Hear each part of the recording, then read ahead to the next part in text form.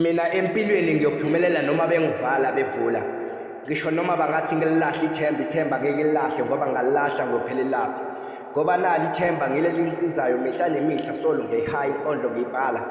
Noma ngisho ngayiziba mihla nemihla mina ngizoyibhala bese ngiyihaya mihla nemihla. Kusasa ngizobona ubhala ngelinye ilanga ngizoyimela nayo eMpumalanga ekhaya. Ngisho naseSwatini ngizofika na kanjani isiZulu ngizositshintsha.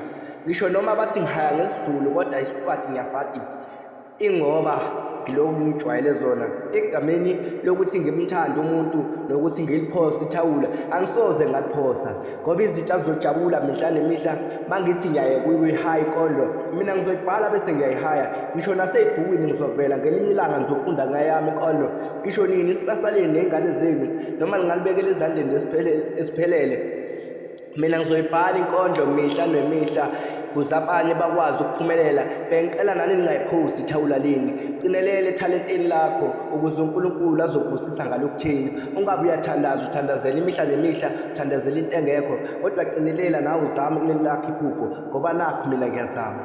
By Roof the Poet.